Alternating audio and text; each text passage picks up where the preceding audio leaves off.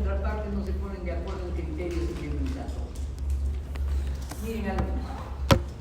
En el accidente de tránsito tantas veces citado de mi sobrino en el puente de la Brasil.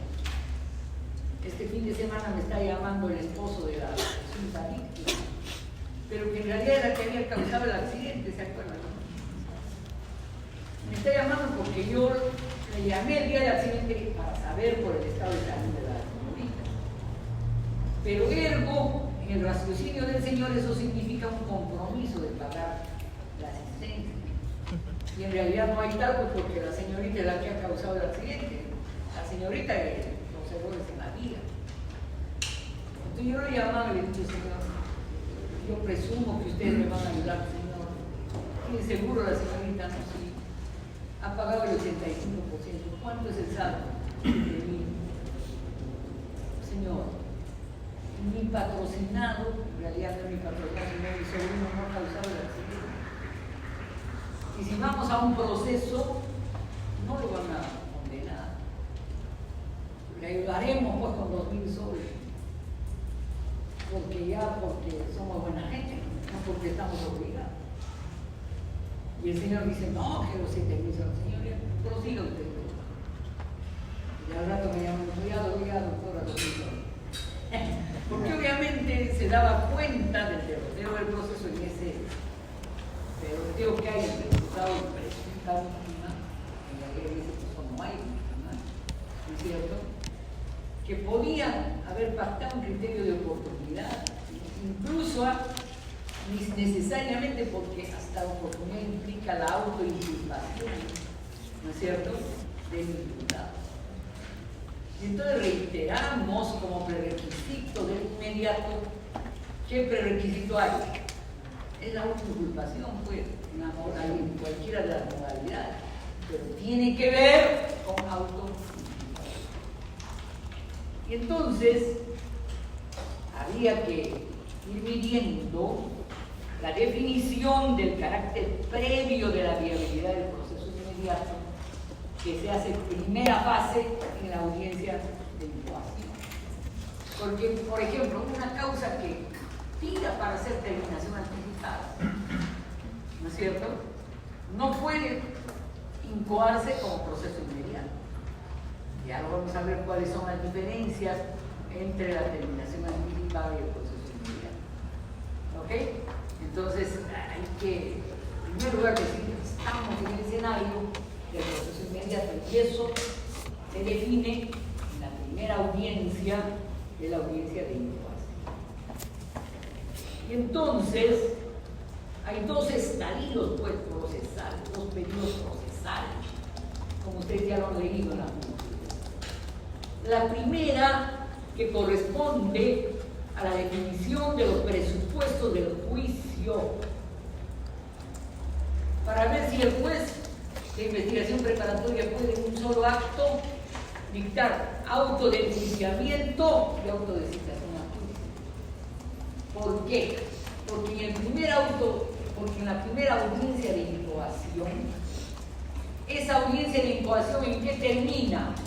En que el juez de investigación preparatoria emite ¿qué? El auto de enjuiciamiento. Es como en el juicio oral. ¿Se dan cuenta, no? Cuando ya planeo procesalmente quiénes son las partes, etc., que yo, juez de la investigación preparatoria, que admito la incoación del proceso inmediato, emito un auto de enjuiciamiento citando día y hora, ¿para qué? Para la audiencia del juicio. Eso puede ser incluso en el mismo día. Y como dice esta ejecutoria, el juez puede incluso dictar acumulativa y oralmente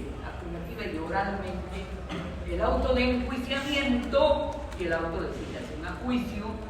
El auto de enjuiciamiento y citación a juicio es uno solo, que provienen de la audiencia de incoación, de la primera audiencia, y el siguiente auto, que es el de realización del juicio, la siguiente audiencia, que es la de realización ya del juicio, propiamente dos audiencias, una de incoación, planeamiento, ¿no es cierto?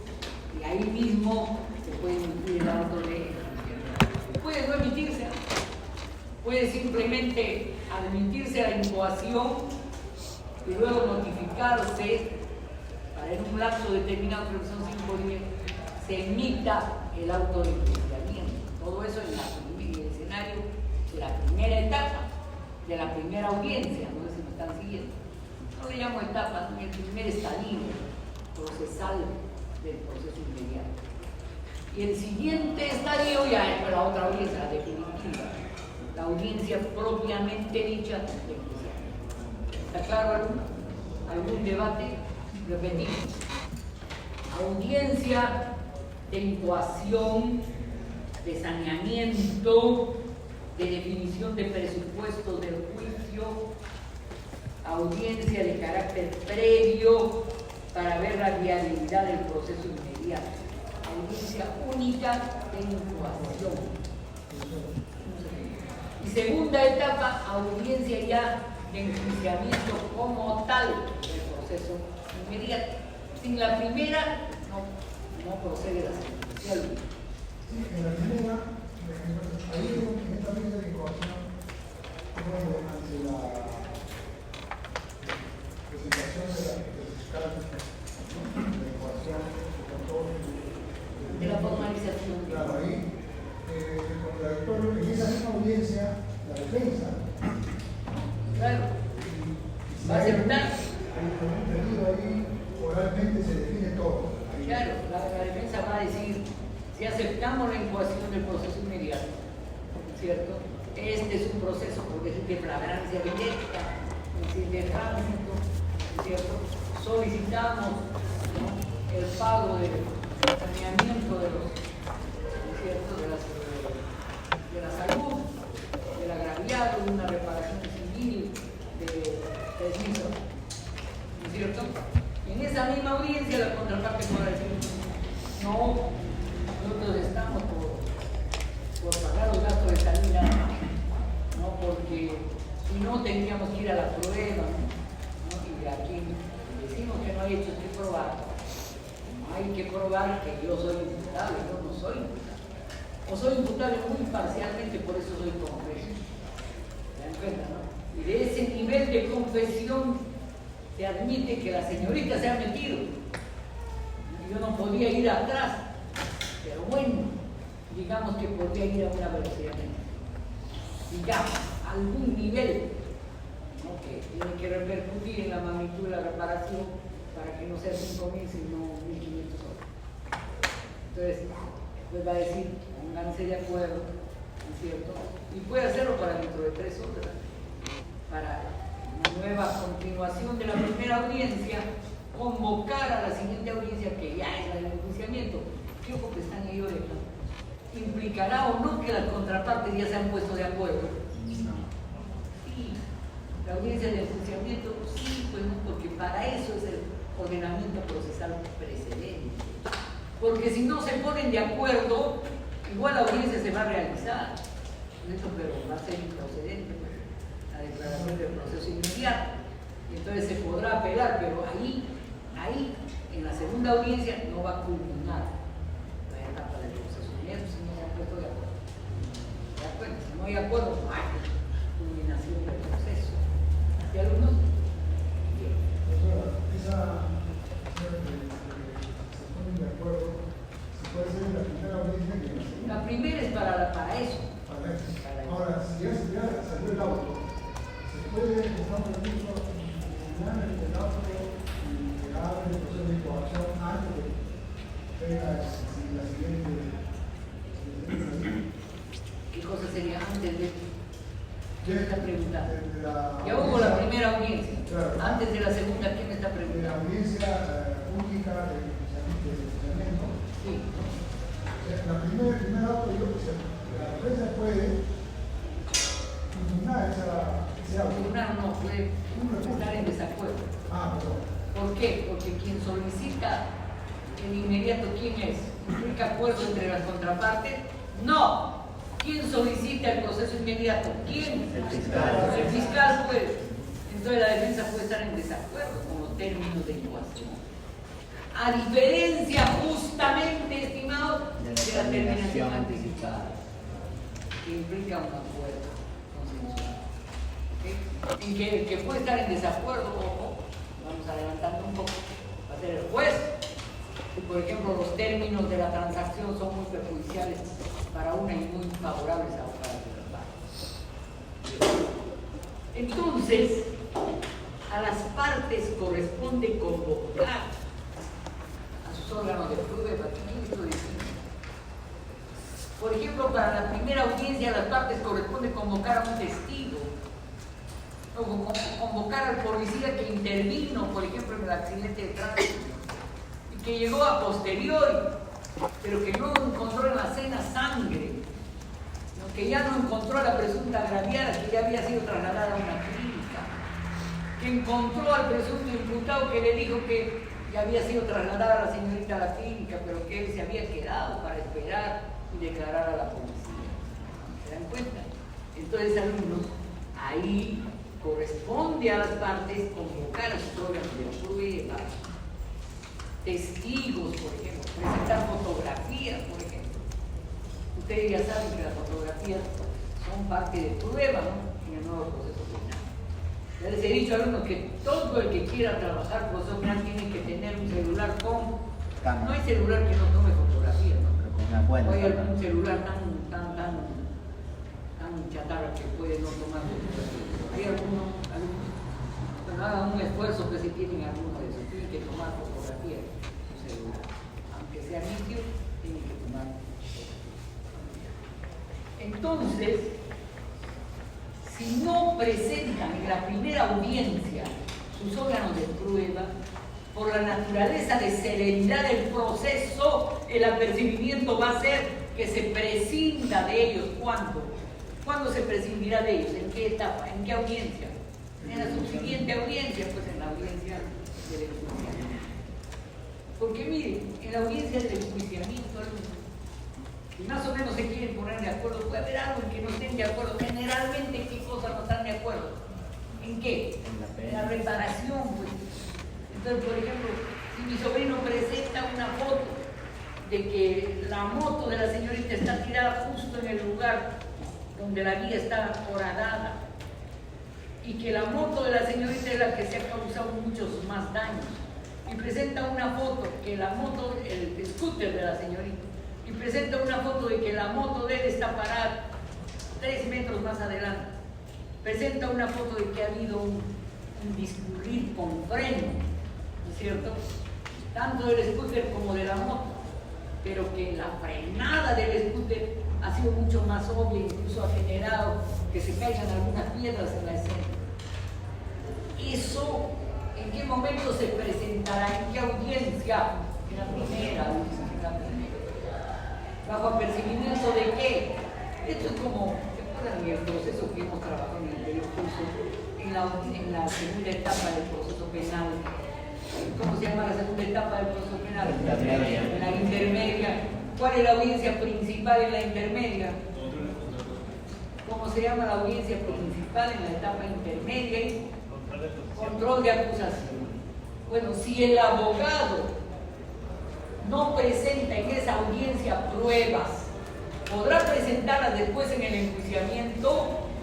La respuesta es no, solo excepcionalmente podrá presentar pruebas que se han producido a posteriori de la audiencia preliminar, o de las que ha tomado conocimiento a posteriori, o que fueron negadas en la audiencia después de la investigación preparatoria, y que a criterio de la defensa deben ser, ¿no es cierto?, procesadas en la etapa del enjuiciamiento. Entonces, tú, juez preparatorio, en la etapa intermedia me negaste, yo la pido al juez penal. ¿Está claro? Pero no es que en el enjuiciamiento yo puedo pedir la prueba que me da la gana, naranjas, si no la pediste en la audiencia de la etapa intermedia y estás siendo cojo como tu profesora al enjuiciamiento. Bueno, discúlpeme, por favor, controle sus ímpetus, que tengo que redondear mi idea. Escúcheme un ratito, por favor. A veces te pregunta tanto que me bloquea lo que estoy argumentando. Quiero comparar el proceso común con el proceso inmediato en este baremo. ¿Qué quiero decir? Si usted no presentó su órgano de prueba en la primera audiencia no la podrá presentar en la audiencia de enjuiciamiento. Estoy comparando entonces el proceso ordinario, no presentaste pruebas en la audiencia intermedia, solo excepcionalmente la podrás presentar en el enjuiciamiento. En el caso inmediato, nada, ni siquiera excepcionalmente. Ahora sí, con todo gusto, algo mío. No, justo recordar lo que usted acaba de decir, que en la etapa intermedia, si bien usted señalaba, ¿no?, la reserva, ya no podía, la reserva y podía ser en la audiencia de enjuiciamiento, ¿no? Pero en este caso, quería recordarnos bien, se cierra este le caso. agradezco su comentario. Y alguno quería recordarnos bien de que si en la intermedia el juez de la investigación preparatoria no atraca, puede recibirnos una prueba, nosotros explícitamente, dice el código, tenemos que decir, no me está aceptando y me reservo el derecho de que presentarlo ya otra vez en la etapa de ejecución. ¿Qué pasa si no me reservé? Ya fuiste pajarito, ya no lo pude volver a hacer. ¿Está claro? Clarito, ¿no? Pero miren la diferencia con el inmediato. Aquí no hay me reservo. Si no presento, ya fuiste, no lo puedes presentar. Y además, ¿saben por qué es especial? Por los tiempos serios, los tiempos breves que hay entre una audiencia y otra. Caminamos. Hay pues dos periodos procesales, el de definición de presupuesto del juicio, para dictar si corresponde acumulativa y oralmente, dictar los dos autos de enjuiciamiento y de citación a juicio en la primera audiencia, o solo enjuiciamiento, después uno de citación a juicio y otro ya de realización del juicio. Ojo, que se puedan emitir los tres autos no significa que haya tres audiencias, ¿no? Hay dos. En la primera, el auto de enjuiciamiento y de citación a juicio, pero primero el auto de admisibilidad de la incoación, de enjuiciamiento y de incoación de juicio. Y en la segunda, ya la realización del juicio. Y entonces, los apercibimientos, ¿qué pasa si yo convoqué a un testigo y a un perito?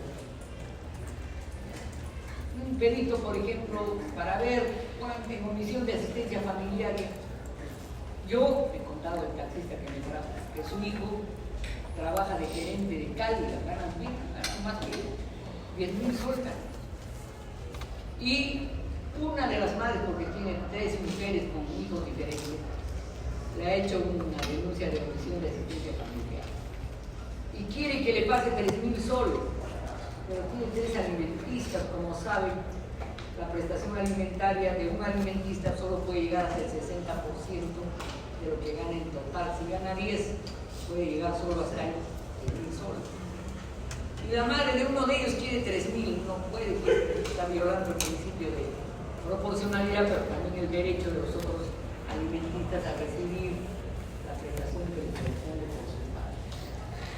Pero me decía el taxista que en realidad, ¿no?, la señora esta le ha hecho efectivo el apercibimiento y el fiscal, porque estaba mal defendido el obligado, le ha declarado, pues, ha formalizado la denuncia. ¿Por qué delito?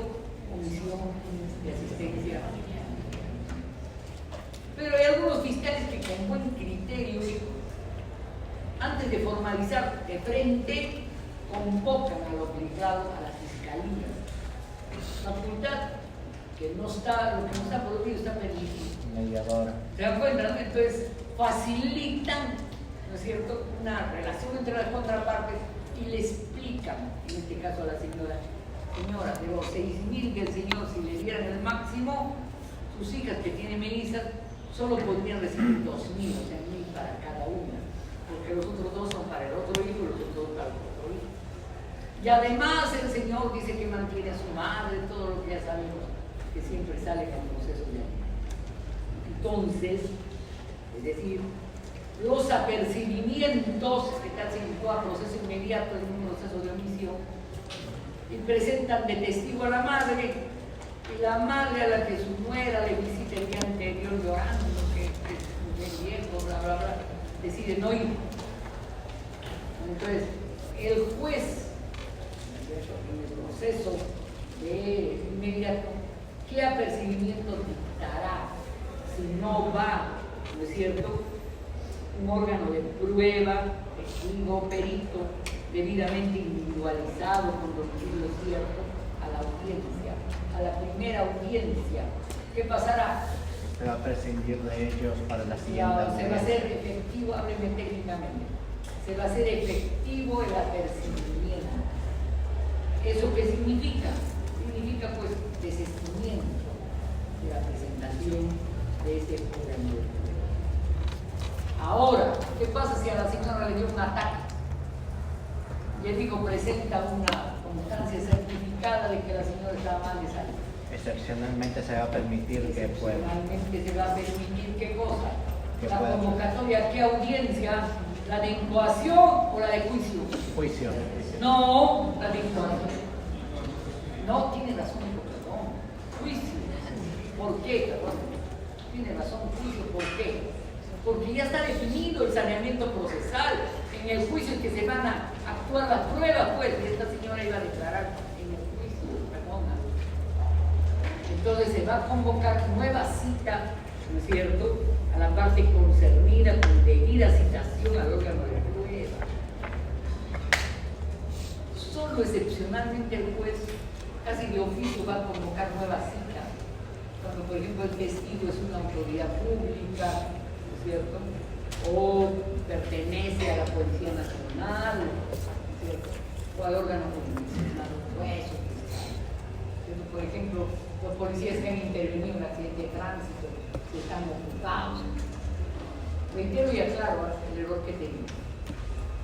¿Qué pasa si a la segunda audiencia del enjuiciamiento del proceso inmediato, no a la primera de formalización y de presentación de pruebas, sino a la segunda de actuación, no va un órgano de prueba, un testigo o un perito, o no se presenta el documento? ¿Qué cosa se podrá hacer? Se prescinde si no hay razón fundada para la asistencia.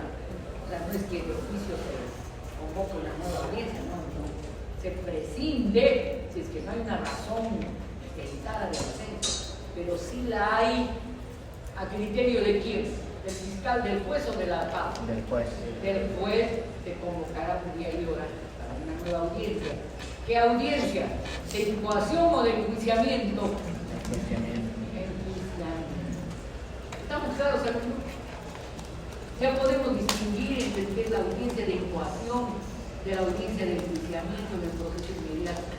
A ver, Terno, que te está sonriendo con corbata roja. ¿Cuál es la diferencia entre la audiencia de incoación y la audiencia de enjuiciamiento del proceso inmediato? ¿Cuál es la diferencia? La audiencia de enjuiciamiento es para dictar sentencia. Fuerte habla. La audiencia de enjuiciamiento es para dictar sentencia. Sí, pero antes los jueces de enjuiciamiento dictan sentencia así de rancangán. Estás llegando tarde, que estás hablando como el de atrás, y por eso no sabes de qué estamos tratando. Arrepiéntete. En realidad, la audiencia de incoación es la del saneamiento procesal. En ella las partes van a ofrecer prueba, los órganos de prueba, ¿no es cierto? Se va a citar nuevo tiempo ahora para la audiencia de enjuiciamiento. El juez de la audiencia de incoación del proceso inmediato puede, ya lo tiene a bien, acumular y convocar de una vez día y hora para la audiencia de enjuiciamiento. En cambio, en la audiencia de enjuiciamiento se va a hacer el juicio. O sea, van a declarar los testigos, los peritos, y después se va a proceder al fallo. Estábamos viendo, estimado alumno Tardón, ¿no?, qué pasaba si los testigos o los peritos no van a la última audiencia. Me respondió bien mi alumno que el juez, si es que está justificada esa ausencia, puede convocar excepcionalmente 9 o 10 horas, si es que está justificada la ausencia. Si no, procederá a qué? A hacer lo que tú has declarado, y que por tu criterio de estudiante de Derecho ya sabe, pues, la audiencia de enjuiciamiento que se hace al final. Ay, ya, a la próxima, cuando les pesque así como le he pescado a mi alumno, que no quiero ayudar, no le voy a poner un punto para adelante, sino un punto para atrás. O sea, le voy a descontar de su siguiente práctica un punto al que no me contesta, no solo al que está sentado pensando en la musaraña, así que mejor vaya decidiendo. Y ahora vamos a entrar, alumnos, a la legitimidad constitucional del proceso inmediato. ¿Por qué? Se preguntarían, ¿hay debate sobre la legitimidad constitucional o no? La primera pregunta que se plantea es si, siendo el proceso tan célebre, tan rápido, podría poner en cuestión algunos principios procesales. A ver, ¿qué principios procesales se podrían no respetar tanto en un proceso tan célebre? A ver, pensemos. Debido proceso. Ya, debido proceso es una caja de Pandora. ¿Qué cosa más? A la defensa. Defensa. ¿Qué más? Contradictorio, ¿qué más? ¿Ah? Claro, pero en realidad es principalmente el principio de contradicción, pues tan célebre. No hay oportunidad pues, para que quede claro los puntos de vista de la contraparte. ¿Qué otro principio, alumnos, el de igualdad? O sea, si fallo a favor de uno o del otro, sin publicidad, sin igualdad puede violarse el principio de imparcialidad, ¿cierto? También, como bien se ha dicho acá, el de inmediación. ¿Inmediación qué principio es, alumnos? A ver, inmediación, a ver. Que la prueba, que el juez tenga acceso directo a la prueba. Ya, pero el juez, ¿qué tiene que tener respecto del sujeto procesal? Para que haya inmediación. Trato directo. Trato directo. ¿Y eso cómo se llama en un latinal que me he cansado de enseñarles en este grupo? Vista, vis-a-vis, y caliente, caliente. Vis-a-vis, auditu. Ya, cuidadito. Cada día no te va a poner punto que te están hablando. No, vis-a-vis, auditu. Póngale puntos acá, mi alumno. Aquí a la primera fila. Bueno, entonces, alumnos, ¿no? La legitimidad constitucional implica que tiene que haber rigor para que se respeten los presupuestos materiales y también de alguna manera se permita la fundamentación contradictoria de la prueba. Ustedes me dirán, doctora, pero no era que ya no había hechos que probar, ¿no es cierto?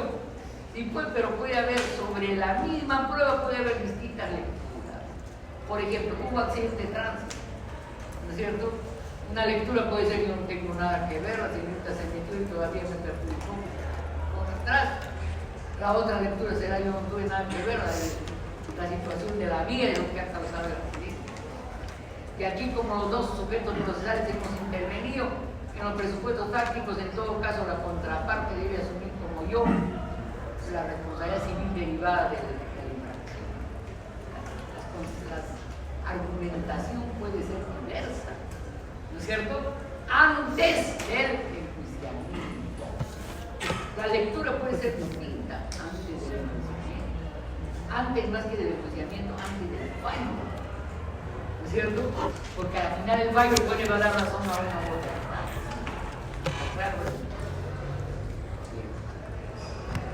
Entonces, la prueba tiene que arrojar un resultado fiable, corroborable, suficiente, legal. Y entonces, si no hay prueba, ¿qué tendrá que hacer el juez? Es decir, ¿procede el proceso inmediato? No. ¿Qué cosa hará? Sobre archivarlo. Para archivar, ¿qué tendrá que dictar? Sobreseimiento. ¿Qué sentencia? Sentencia absolutoria, ¿cierto? O una resolución que se conoce técnicamente como resolución de sobreseimiento. No hay si es absolutorio, no hay proceso inmediato. Ojo, que está en oreja. Le estoy regalando una pregunta de examen. Si la sentencia es absolutoria, Entonces no hay confesión, pues, ¿no es cierto? No hay nada que probar, que la prueba roja, pues, sinceridad. Sí, dice mi alumno, señor, sí, yo tengo 3 hijos de 3 matrimonios, pero cumplidito yo gano 10.000 y le doy a cada uno 3.000, y yo vivo con 1.000 soles, ajustadísimo. Y aquí está la prueba, señor. Quieren que le dé 4.000, es imposible, pues no gano eso.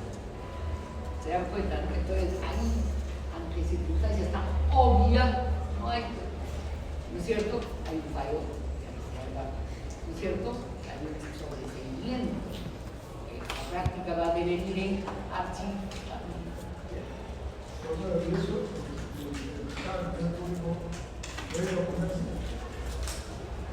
Sí, podría el fiscal oponerse diciendo, señor, no, el señor gana 15.000 soles.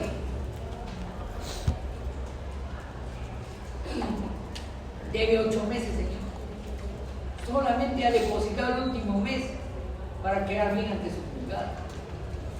¿Cierto? Entonces, ¿qué hará ahí después de la investigación preparatoria? ¿Para proceso inmediato? No, ¿por qué, estimado? Hay cosas que... Hay complejo, ¿no? Hay cosas que probar. complejo, no hay, ni siquiera es complejo, hay más hechos que probar. Y habiendo hechos que probar, ¿qué proceso será? ¿Qué proceso será? El proceso común, pues, el proceso ordinario. ¿El proceso de cuántas etapas procesales? 3. Mamá mía. Pues ahí va, perdón, y eso que yo he entrado media hora tarde. A la próxima te voy a ver, te estoy mirando, cara, te estoy mirando. Y eso que hoy día supuestamente había práctica. Por lo que veo, cada semana debe haber práctica para terminar la clase. Señorita, pregúntame a mí qué cosa quieres hacer. ¿Ah? Alumno, por si acaso mi libro del Código Procesal está vendido a 8 soles por copia, de 35 soles envasado, por si acaso. No es obligatorio comprar, sino que le prometí al librero, ay doctora, si quieres hacer un poquito de publicidad, solo vendí 4 libros. Está bien, pero el libro de otro libro gordo del que está ahora de vocero del Ministerio Público es más completo. El mío es un breviario, es un manual. Pero ¿saben qué? En la parte de litigación moral tiene mejor, tiene más elementos, más teoría, más citas. Bien. Hay 2 procesos de que ya me hablaron ustedes en reunión previa. Uno es el proceso de conducción en estado de ebriedad o drogadicción. Y otro es la omisión de asistencia familiar. Disculpen si repito, estimados alumnos, pero cuando se promulgó el modelo procesal que está vigente en el país, la idea era que lleguen al enjuiciamiento extorsiones, secuestros, delitos complejos, delitos de corrupción. ¿Para qué?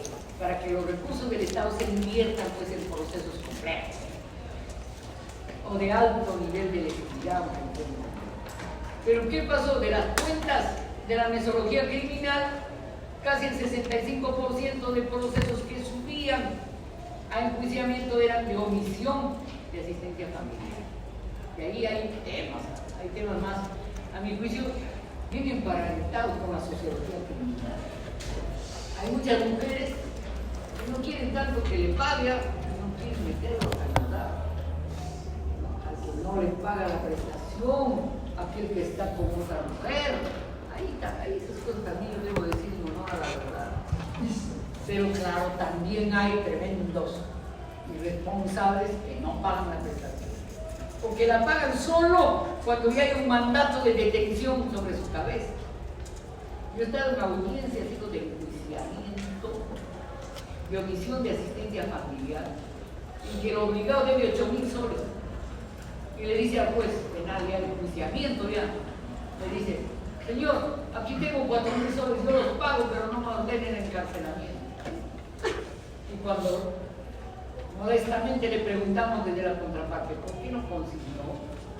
¿Saben por qué no consignó? porque debe 32.000 soles, pues, ¿no es cierto?, de procesos previos. Entonces esa plata iba a ir al proceso previo. O porque ante el juez quiere aparecer como cumplimiento. Esto es un debate alumno sobre cómo se tramita el fraccionamiento de devengado de pago. Una señora le hace una demanda por 5.000 soles. Esto no es una demanda, pero implica un trámite civil, ¿no?, que termine en un fallo, el otro le apela todavía para alargar, segundo fallo, baja a primera instancia, aprobación de devengados por 5.000 soles, luego traslado al Ministerio Público, denuncia penal. Pero hasta eso ya pasó 2 años y este señor ya no debe 5.000 soles, ya debe, aparte de los 5.000, debe 10.000. ¿Se dan cuenta, no? Y en el enjuiciamiento lo que se va a ver es solo 5.000. Entonces hay un tema de eticidad. La defensora o el defensor de la madre y de las niñas va a decir: señor, el señor aquí trae 4.000, no trae 2.000 y dice que los 3.000 pide el plazo para pagar, pero este señor no debe 5.000, este señor debe 20.000. Y los jueces, bien machos en eso, van a decir: no, pero para los 15.000 tiene que haber otro proceso civil. Entonces uno que debe 20.000, en el proceso de 5.000 va a ofertar 3.000 y sobre el saldo va a pedir todavía fraccionamiento de pago. Y se está institucionalizando una práctica en sedes penales de otorgar el fraccionamiento hasta en 8 cuotas. Qué rico, ¿no? Doy 3.000 y 2.000 en 8 cuotas y los 15.000, bien, gracias, que siga el juicio pues todavía. Y mientras los niños están muriendo de hambre, no hay para el colegio, bla, bla, bla. O se están institucionalizando prácticas. Sería bonito una tesis sobre omisión de asistencia familiar, pero no solo desde la norma, también desde la norma, también desde el procedimiento, pero desde la vida. Yo he visto eso cuando hacía política en fábrica. Yo he visto mujeres que van a la puerta de la fábrica a pedir, ¿no?, y que el hombre en la puerta de la fábrica le escupe, le tira 10 soles, le patea, y la mujer tiene que humillarse para que su hijo tenga algo en la boca. Sin embargo, he visto también prácticas como las del comité de llamas de casa minero en Cerro de Pasco. Una vez estábamos en una asamblea, ¿no?, de los obreros del sindicato minero metalúrgico en Cerro de Pasco con Javier de Cáncer. Y ahí iba a empezar la asamblea. Y cuando nunca se metieron, ¿quién? Los comités de llamas de casa mineros, mujeres. Y a los dirigentes principales, ¿acaso le dijeron subir en color? No, de frente fueron a las armas. No estoy propagandizando eso, solo estoy contándoles una experiencia. ¿Saben qué hicieron? ¿Qué se imaginan, muchachos? ¿Qué hicieron? Desnudaron, lo dejaron calatitos. Y así, calatitos, lo hicieron caminar por todo, ¿no es cierto?, por toda la Oroya. Y ese hazme reír, ¿no es cierto?, ese ridículo en el que cayeron, ¿qué consecuencia política tuvo? Los deslegitimó totalmente ante los demás miembros del sindicato. Entonces, una norma que hacíamos, lo que tratábamos de decir, porque saben que tiene una pregunta que hacíamos a los que postulamos a la dirigencia: ¿tienes proceso de alimentos? Y saben que es un tipo de relación muy interesante en las minas, ¿no? Porque cuando el minero entra a la mina, a veces no sale 3 o 4 días. Y se dice que en esos días las mujeres le sacan la vuelta. Entonces muchas veces niegan la paternidad, pero ahora pues ¿qué existe? ¿Qué existe ahora, hijos? La prueba del ADN ya no es tan cara. El ADN habrá función. Entonces, si no es tu hijo, no puede hacer que dure todo el juicio, que como me contaba el casita que me trae. Ha durado todo el juicio y cuando ya le están metiendo a la cana, dicen: no, esas gemelas no son mis hijas. Oye, papanatas, por no decir otra palabra. ¿Por qué no pediste, pues, oportunamente? Si tienes duda, no tenía vergüenza. ¿Por qué voy a pedir tener vergüenza, no? Si no estoy cierto de que sea mi hijo, pido, pues, en el proceso de alimento, pruebo que se aplique criminalísticamente la prueba de la ADN. Es carita, pero es mejor, pues, hacerle una obligación de por vida de prestación. Entonces, miren, estos procesos de omisión se pueden mirar desde el procedimiento, pero sobre todo también desde la mirada político-criminal. Cuando discutíamos esto con Javier Viejo, que está mal que lo hayan sacado, a pesar de todo, porque va a entrar por ahí algún autoritario tipo Bukele, ¿no es cierto? Pero en fin, cuando discutíamos qué hacer frente a los tantos presos por omisión, nos dábamos cuenta, estimados alumnos, que por ejemplo hay una irracionalidad en leyes como esta. ¿Ya? Cuando fue la pandemia, se promulgó una norma que autorizaba la salida de los condenados por omisión, pero, decía la norma, previo pago de devengados. Entonces, más o menos, si yo estoy en la calle porque no he pagado, adentro no tengo de dónde, hasta para dormir tengo que pagar porque hay corrupción. ¿De dónde pues pecata mea, no? Entonces las leyes que aplicando las normas de la OEA, Michelle Bachelet, Dixit, ¿no? Auspiciar la descancelación en COVID de los condenados por omisión, fueron pues qué cosa, una palabra simbólica, fueron basura. Claro, pues, porque ¿de dónde? Entonces hay que hacer una mirada política criminal. No para aplaudir la irresponsabilidad paterna. Ese proyecto que tiene 3 hijos en 3 mujeres, por favor, váyate, pues, no usa anticonceptivo. ¿Sí o no? Claro que sí. También ustedes están apanadas, ¿no? De creer a uno que ya tiene 2 francamente. O por último, ya pues, vivan felices, ¿no? Pero usen el sombrero mínimo, ¿cierto? Pero, por ejemplo, estimado, a esos que están encerrados, ¿qué regla debería haber en términos políticos criminales? Yo coincidía con él. Debe haber cárceles productivas especializadas para condenados por delito de omisión de asistencia familiar, ¿sí o no? Yo digo sí. ¿Qué será aplaudir el delito? No, para esto los hago trabajar, bien trabajados. Paguen su deuda. Y el embargo, pues, siquiera el 70% de los que ganan. ¿Para qué? Para ¿A dónde destino? Eso, a la asistencia A familiar. pagar los devengados. O sea, les doy un cauce para pago. ¿Y qué logro más? ¿Qué logro más en términos políticos criminales?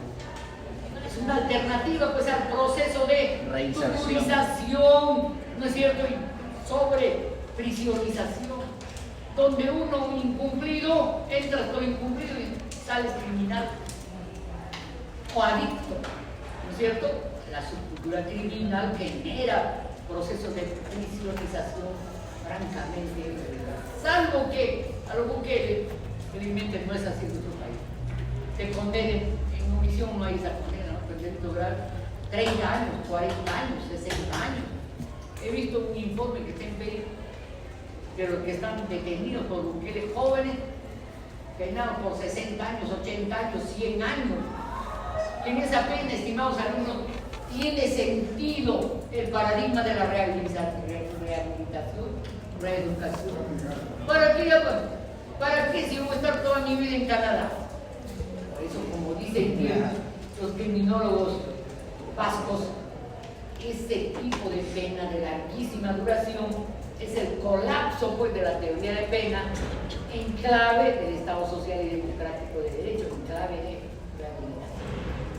Entonces, si hablamos de omisión de asistencia familiar, habría que hacer una mirada jurisprudencial y hasta de mesología criminal. ¿Cuántos están en cana por omisión de asistencia familiar? ¿Cuántos han salido? ¿Qué alternativas hay? Como diría, ahí sí voy a citar bien Alejandro Saúl, el maestro criminólogo peruano fallecido recientemente. ¿Cuánto de política pública nos estamos imaginando desde la gobernanza de Estado para tratar temas como omisión de asistencia familiar? Por ejemplo, un tema en que se trata omisión de tener proceso.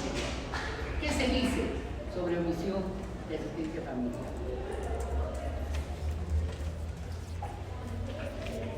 Se dice, alumnos, que, ¿es cierto?,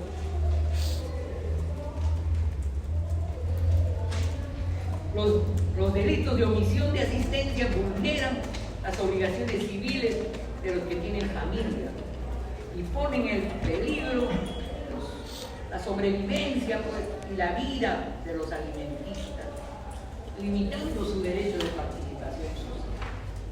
Eso dice la ejecutoria que estamos mirando en el juicio. Y dice que el ámbito de protección se funda en la seguridad de los integrantes de la familia, pero esa seguridad lo pone entre comillas porque no está hablando de seguridad como protección de hechos de violencia, de seguridad ciudadana, sino está hablando de seguridad como derecho a la sobrevivencia, es decir, a los derechos a la educación y a la alimentación, ¿cierto? Que estos derechos en materia constitucional son derechos de primera, de segunda o de tercera generación. Primera.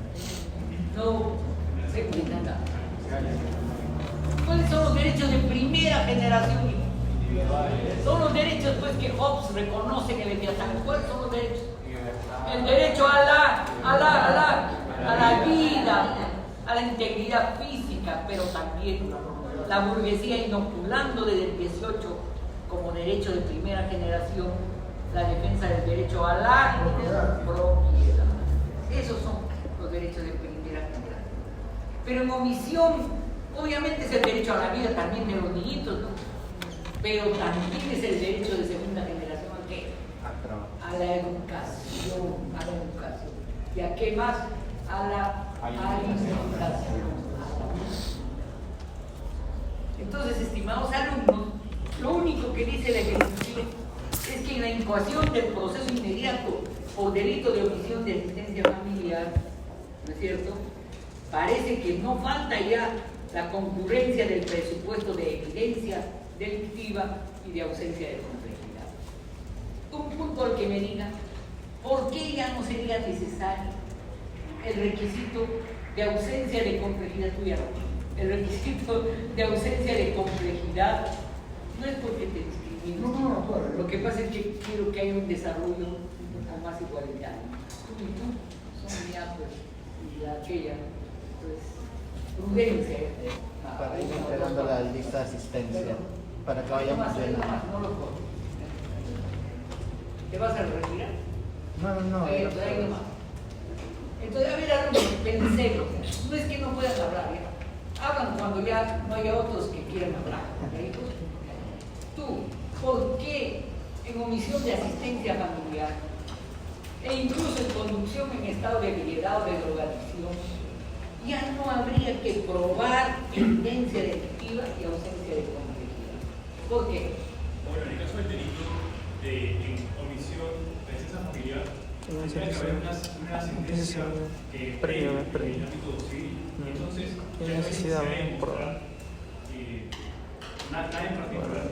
Tenemos toda la capacidad de... El delito de posesión en ebriedad, cuando le tapan en flagrancia y se le hace el examen toxicológico o examen, se verifica explícitamente que... Claro, o sea, de la propia existencia, de la naturaleza del delito, proceso mismo previo, ya está acreditado la evidencia, ¿no? Y está acreditada no complejidad, salvo algunos accidentes graves. Hay algunos que son así. Uno te choca acá, este choca adelante, este choca adelante, o sea, tan así, ¿no? Y las víctimas, no sé si conocen el caso del accidente en el tren de Madrid, tiene un nombre de estación de tren, en el que murieron más de 4.000 personas, que en el tren bala. En ese tren bala yo con $3 fui de Madrid hasta Salamanca. Me acuerdo que tenía $10 en la cartera. Fui de Madrid a Salamanca y en 2 horas y media estuve en Salamanca, es una belleza. Me pasé todos los salones de Salamanca, ¿no? Pero a la hora de comer tenía $7 y tenía que pagar $3 para volver a Madrid. Entonces tenía en mi cuenta $3, pero estas cosas son hermosas, porque trabajan y me pasé. Y había restaurantes que en España se come mucho salmón, que es parecido a nuestra trucha, pero no tenía, pues era $20. Me pasé. Y encontré estos pollos que venden, que no son chicles, sino esos pollos que hay en todo el mundo, ¿cómo se llama? uno con una N. Perdón. McDonald's.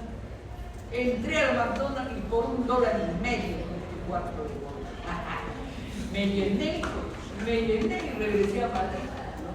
Y todavía me habrán visto cara y me dieron un vaso de agua. A mí me han pasado cada cosa para que descansemos un poco, pero voy a contar otra vez. Vamos pues a Estados Unidos, al Comité de Ética del Senado, y vamos con la morena que era la deportista Cecilia Laín, y vamos con el chino pues que es evangelista, que tenía un partido que se llama Humberto Lai. ¿Perdón? Lai, tiene bastante plata, ¿no? Y vamos con dos más así.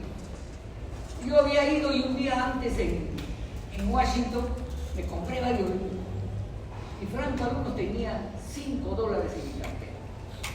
Y cuando vamos al duty free, que ya estamos para subir al avión, demoran 3 horas y era hora de almuerzo. Entonces a Cecilia siempre está en mi llevadera de, bueno, podemos almorzar, vamos a almorzar. Y dije, y yo no tengo para pagar a mí. No, dije, ¿saben qué? Yo me tengo que buscar un asunto que me han encargado. Me mandé y estos se metieron pues a un restaurantazo, ¿no? Y yo estaba con mis $5, daba vueltas, ¿no? Y ¿saben qué? Parece mentira, cuando estás misio te da más hambre. Digo, ¿dónde está bien? Entonces empecé a dar vueltas, ¿no? Empecé a dar vueltas. Y había un restaurante de comida cubana. Y miré, ¿no? Y el arroz a la cubana, o sea, pasó delicioso, ¿sí o no? Arroz, su plátano y su huevo frito, valía $4. Le dije, ah, carajo, aquí voy a comer porque iba a demorar. Entré y me dijo, ¿cuánto vale? Vale $4.50, me dijo el cubano que está ahí. Me dijo, no tienes. Yo ya te iba a ofrecer un refresco, ¿no? Con $6. Entra nomás, entra, siéntate. Me senté, yo le pagué mis $4.50, me trajo así y me trajo 2. Sirve la casa invita, y no había nada implícito, era casi viejo. No podía yo pensar nada. Yo comí muy bien todo y salgo, me doy la vuelta y estaba por ahí Cecilia. ¿Qué te has comprado? Me he comprado este anillo, la negra tenía plata. Mira qué hermoso, ay qué lindo. No he encontrado lo que estaba buscando. Mentira, había comido el arroz a la cubana más delicioso de toda mi vida. Así es la vida, estimado. ¿Saben qué? Eso es lo que se llama resiliencia, ¿no? Si tienes $10, cocinas tú con $10. Si tienes 200, haces un mercadazo, ¿no es cierto? Pero hay que seguir, hay que persistir nomás. Regresemos a la omisión de asistencia familiar. Entonces, no hay ya pues que probar. Miren, ¿qué cosa va a probar si la pobre mujer ha tenido que hacer demanda de alimentos, ¿no es cierto? Primera, velada, liquidación de devengados, aprobación de devengados, observación a los devengados, sentencia ejecutoriada, traslado a la fiscalía, por favor, ¿no? Ya 80 veces se ha aprobado la misma vaina. ¿Me están entendiendo? ¿No? Obviamente ya no hay más evidencia que probar. Ahora, en cambio, en los accidentes de tránsito o en la manejo borracho, y sí se llama, ¿por qué? Ya ustedes ya le han aplicado la prueba. ¿Cómo se llama esa prueba? Criminalísticamente hablando, prueba de alcoholemia. ¿Y qué más dijo, señorita? Claro. ¿Cómo se mide la alcoholemia, estimado? A la comisaría te mandan a la pericia médica, ¿no es cierto? ¿Hasta qué grado de alcohol se permite? ¿Alguien sabe? A ver. El de atrás. Tu hijo. Habla. 4 grados, ¿no es, hijos? 4, ¿no? 4 para abajo, más de 4 ya fuiste. Claro, ya está. ¿No es cierto? Alcoholemia. Pero y en el caso, sí, hijo. Una consulta respecto a los accidentes de tránsito o a los accidentes en estado de veredad. Si la persona se un examen psicológico de sangre, ya Ahí no hay hay un un proceso inmediato, sino presuntas. Hay un tema interesante. La presunción iuris tantum. ¿Cómo es una presunción iuris tantum? Que no admite prueba Que admite prueba en contrario. ¿Qué será si tú te niegas R con R a pasar la prueba de alcoholemia? Estás bochoborro, pues. La parranda que tuve de noche, donde bocho lo de noche. Te has tirado la mona, pues. O sea, no quieres pasar la prueba de alcoholemia, ¿sí o no? Pero ¿qué tal si puedes de alguna de esas? Hay sectas, ¿no? Que impiden que te pinchen. Hay que prefieren que su prole muera para evitar que le pongan una vacuna o un antibiótico. Hay un conflicto ahí, ¿saben? Hay lo que se llama balancing en teoría constitucional, y usted lo sabe también, que está de por medio el derecho a la vida versus la autonomía de la voluntad. ¿Qué aplicaría a usted si fuera fiscal? O si fuera juez, ¿qué haría? Derecho a la vida y ya está. Claro, pues, ya me contesta ganado. Hay una excelente película, profesora, A ver, ¿cómo es esto? de un jovencito que no cumple la mayoría de edad. Los padres son evangélicos y el médico y el hospital ven que el joven tiene leucemia y que requiere una transfusión. Sí, esa es buena. Los padres toman la voluntad del hijo que se niega porque son de la palabra Por la creencia. por su fe religiosa. Entonces llega a los tribunales y es una jueza que ve el caso y ella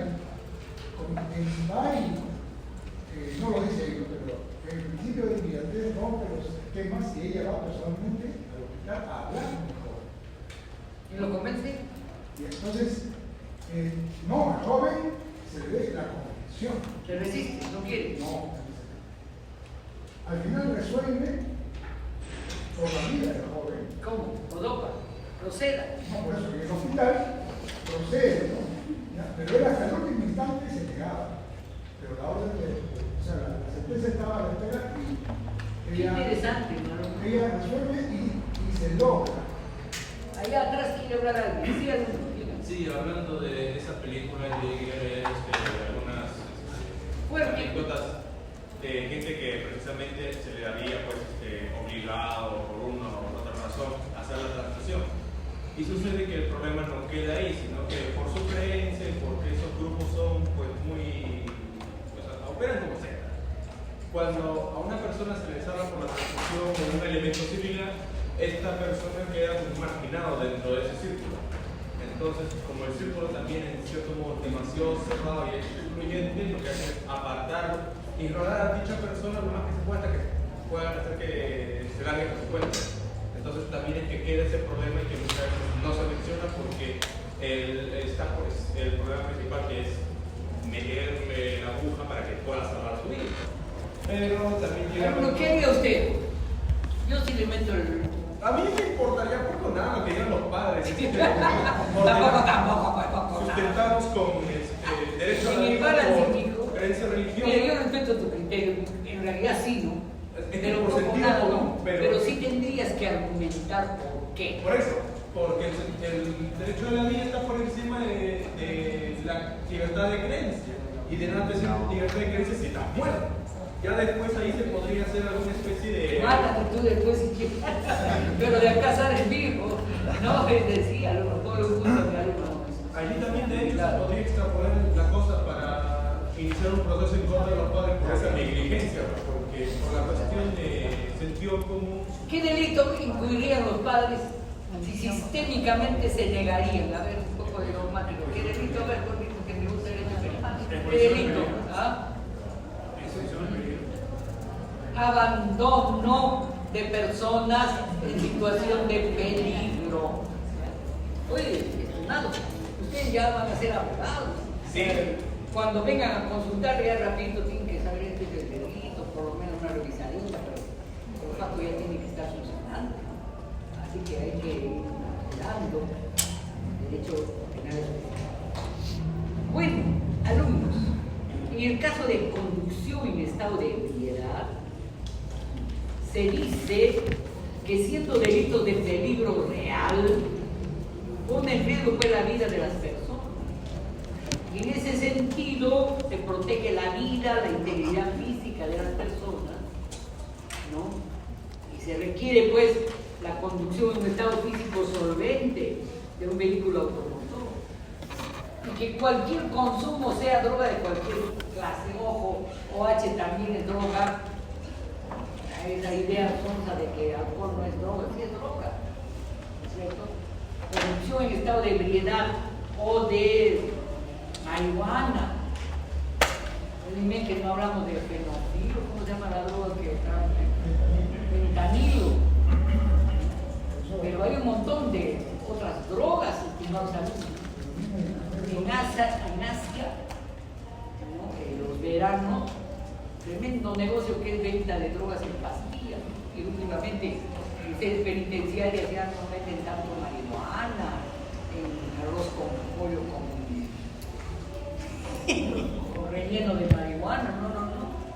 Ahora es puro pastillita, ¿no? Pastillita o torta, ¿no? La última que vi que me mandó un amigo del establecimiento penitenciario, era huevos, que se ha comentado eso. Todos comen en la mañana huevo pasado, yo sí como pues porque tengo que comer mi proteína, ¿no? Adentro del huevo, en vez del huevo, droga. Entonces ya se imaginan que lo tienen que estar rompiendo el huevo para ver pues, que adentro no hay algo. Miren hasta dónde va la creatividad. Entonces la conducción en estado de alucinación, o no mucho, no, estoy bien, no solo me he tomado 2 piscos sour. Y pues, pero eran cardenales, ¿saben lo que es un pisco sour cardenal? ¿Saben lo que es? Bueno, pero así no me la puedo pagar. Pero en un hotel de Lima, del centro, venden el mejor pisco de Lima. ¿Cómo se llama ese hotel? Mauri, eso sí sabes. Entonces, el Mauri te da un pisco así, con una copa así. Pero cuando sales del Mauri sales ya medio, y ahí no te vas a poner a manejar. ¿No es cierto? Hay una presunción. En todo caso, otra persona tiene que manejar, como ya sabemos que son las drogas de nada, ¿no es cierto? Entonces, la persona en estado de que sabiendo que está en riesgo de ebriedad maneja, influirá en qué tipo de culpabilidad. Todo lo culpa otro tipo de culpabilidad. El que me dice lo de un culpa. A ver. ¿Sería dolo eventual? Bien. ¿Cómo se configura, punto? ¿Cómo se configura el dolo eventual? ¿Saben cómo es el saber cómo? Sabiendo que puede pasar, lo hace. Claro. Tú sabes que tu conducta es dolosa. Sabes que puede pasar, pero ¿qué? Pero confías que tú eres mamá, pues. No va a pasar, pasa pues para allá. Es cierto, choca. Transcierta, va más allá del riesgo penitenciario. Entonces, no cumple con los presupuestos básicos de la teoría del riesgo. Pero lo eventual es, sé que puede pasar, pero confío en que no va a pasar. No tengo suerte porque yo soy super niño, ¿no es cierto? Entonces todo lo eventual. Eso, ¿no es cierto? Obviamente está visto en los presupuestos de la conducción en estado de ebriedad o drogadicción de un vehículo automotor. Por ejemplo, los accidentes de tránsito en carreteras. Los mayoritarios, ¿cuándo son? Cuando el chofer, ¿qué le pasa? El chofer que tiene 30 personas atrás de su hombro, ¿qué le pasa? ¿Borracho conduce? No, generalmente no. ¿Qué le pasa a este señor? Está cansada, se duerme. Como yo me duermo cuando preparo clases, porque soy diabético, yo tengo que tener mi café para despertar o lavarme la cara. ¿Se acuerdan? O sea, tienen que tener conciencia pues, para manejar. Estimado muchachos, el que conduce en estado de somnolencia, por ejemplo, esa somnolencia se podría equiparar a conducción en estado de ebriedad o sustancia alucinógena. porque viola ¿qué? Principio de legalidad. El principio de legalidad es otra cosa. ¿Eso qué cosa será? Eso es negligencia, impericia o imprudencia. Estoy repasando derechos penales elementales. ¿Es negligencia? No. ¿Impericia? No, si saben manejar el huevo. ¿Qué cosa es? Es imprudencia, imprudencia. Tamaño, temeridad, desgraciado. No te importa todo lo que están atrás. ¿No es cierto? Y ahí viene, pues cae al río, cae en 30 personas, 25 personas. ¿No es cierto? Pero eso no entra en incoación del proceso inmediato. Porque si el chofer está ebrio, ¿entraría? Doctora, sí, algo. Último ha salido, ahora se ha dicho que quieren aprobar la llamada ley del borrachín. ¿Cómo así? No sé. La ley del borrachín básicamente sería que una persona ebria que le ha quitado la licencia puede, como que recibe un perdón, puede volver a sacar. Perdón al borrachín. Eso. Sí. Puede volver a recuperar su. ¿Cómo llaman la? Su Licencia de conducir. ¿Están de acuerdo ustedes con esa ley? No. Esa ley del borrachín. Miren, tiene líneas diferentes. Te voy a dar la palabra, coronel. A ver, dime, ¿qué quieres? Doctora, creo que esa ley indicaba que la persona no tuvo que haber cometido un accidente de tránsito, que solamente lo atraparon en estado de ebriedad, pero por ejemplo no cometió ninguna falta, ningún accidente de tránsito, sería esa oportunidad, ¿no?, de que pueda recuperar su licencia de conducir otra vez. Pero solamente tiene excepciones. Está bien, pon un punto a ambos delegados, detrás del delegado. Sus nombres. Leonardo Mesa. Y ahí acá por computadora, por los derechos. Nombre. Ángel Richard. Sí, no, estimados alumnos, y les voy a decir por qué. Porque el borrachín es un acto pues, de irresponsabilidad, ¿o no? Claro. Pero también, pues, en el caso, yo sí he visto 2 o 3 casos de choferes de micros, a quien quitarle, que tenían 0.5, o sea, 1 gramo más del porcentaje de alcohol. Pero al que le quitas el brevete, ¿y qué le quitas? Con el brevete, posibilidad de trabajar. Pues habría que hacer una valoración. Pero no pues como una legislación premial, entonces todos los borrachos se reirán con el proceso penal. Hay que evaluar bien. La ley de borrachos tiene una connotación populista o no. Sí. Sí. Pero aún sin brevete, o sea, hay muchos choferes Que continúan sin brevete manejando. Esos, por ejemplo, obviamente son reiterantes, ¿no? Además incurren ya en otro delito, que es el delito. ¿Qué delito? ¿Qué delito? El chofer sin brevete condenado a no manejar, que sigue manejando. ¿En qué delito incurre? ¿Ah? Aparte de conducción en estado de ebriedad reiterado, incurrirá en qué delito. Yo soy fiscal. Violencia, delito contra la administración de justicia, resistencia a la autoridad. Le quito brevete por 30 años, lo inhabilito para la conducción y por último ordeno prisión a un doble reiterante. Hay que fomentar pues alguna cierta responsabilidad en los actos de conducción. Sí, diga señorita. Fuerte. El proceso para la sentencia de alimentos y que en caso de la conducción en estado de ebriedad van a constituir procesos inmediatos a menos que haya agravantes para que se derive un proceso ordinario. No, de acuerdo a esta jurisprudencia, por lo menos a la que estamos trabajando acá, son supuestos de incoación del proceso inmediato, peculiarísimos. Son procesos de inmediato en que en realidad la audiencia primera ya no se requiere.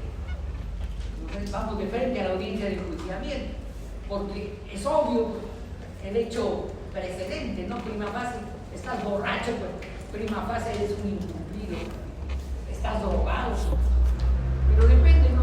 Yo no sé si les he contado una jurisprudencia que siempre cuento porque me incomoda. De un muchacho que estuvo detenido en Maranga, a un medio, que vivía en Ica, y que un día estaba recorriendo las calles de Ica con un amigo, que la policía lo detiene en las inmediaciones de un centro educativo. Y le retiene y al revisarlo encuentra 5 paquetes de marihuana, que está dentro de las 4, creo, dentro de la permisibilidad, y él declara que era para su consumo. Pero como la policía es su vecina, vive por la zona, dice, sí, consumo, ¿no? Mírate los ojos, oye, tremendos ojos rojos, adentro. Y por ojo rojo, y porque formaliza la policía, y porque hay una visión media carcelera, en vez de mandar al servicio de orientación a adolescente, a un tratamiento desadictivo abierto, año y medio, otra vez cierro. Ojo rojo también puede ser que haya visto mucha televisión. ¿Se da cuenta, no? Entonces hay también ciertos parámetros de cultura media inquisitorial, media autoritaria. La pena debe ser la última. ¿Perdón? La pena debe ser la última vía. Claro, en ese caso sí, no es que no hay que hacer nada, ¿no? Hay que someterlo a tratamiento abierto.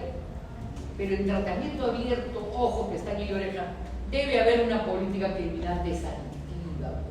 Todas estas decisiones pasan por el baremo de que en realidad en nuestro país no hay una política criminal, una política pública de naturaleza desadictiva para delitos sexuales y delitos de droga o vinculados a conductas de droga, como si hay en otros países. Para la violencia contra la mujer. También es otro parámetro. Entonces, esos escenarios de política desadictiva en materia de alcohol, droga, violencia a la mujer, delitos sexuales, son necesarios para que de verdad ellos haya tratamiento. Si no te pongo pena, pues sacó la mujer. Por ejemplo, en Larco Herrera hay un pabellón supuestamente para delitos vinculados a consumo de drogas y otros. Hay un pabellón para los que son adictos al juego, para los ludópatas. Entonces, desde que tú entras, te están ofreciendo ludópatas encerrados, que le han vendido hasta la cadena de su madre para ir a jugar. Pero también hay pabellones pues, de gente que ya es adicta, a la que el tratamiento en materia de una adicción consuetudinaria es largo, duro y prolongado.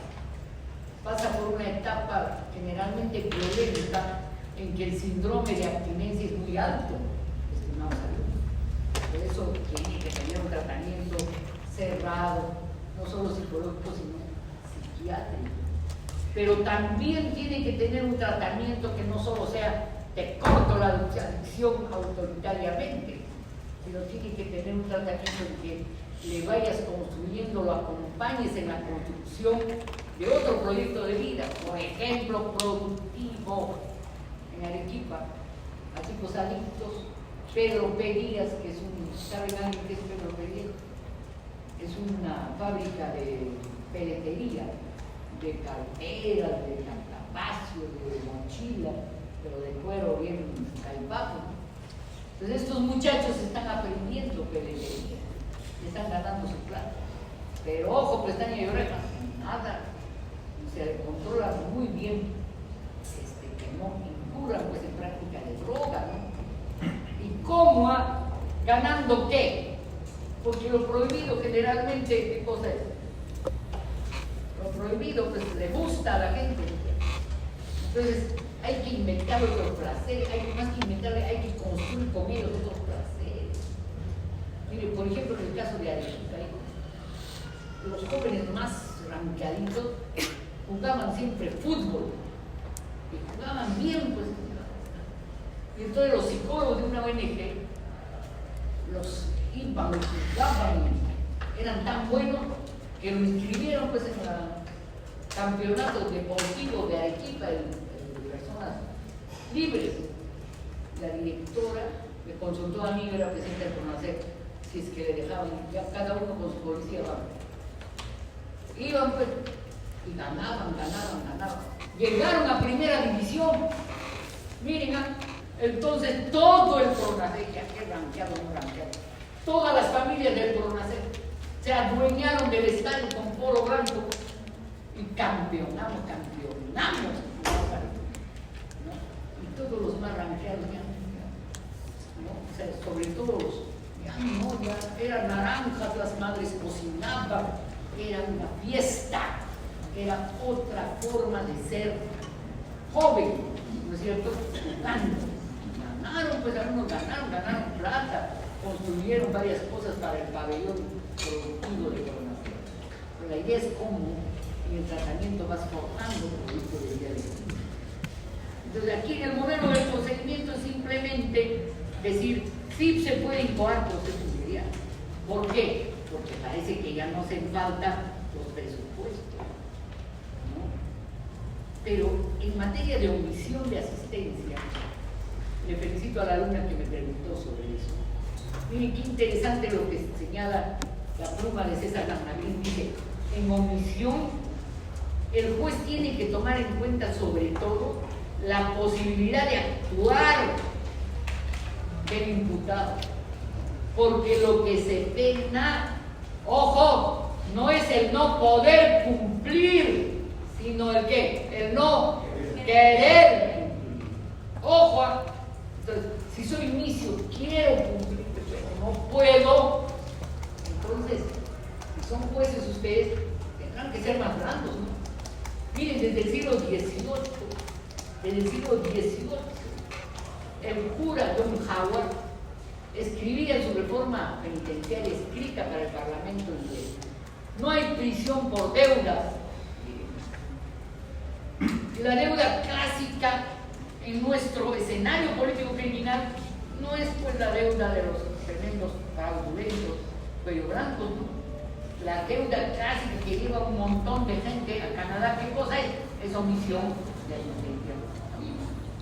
Voy a decir algo malcriado, pero que no saben controlar voy a decir una palabra fea de 4 letras.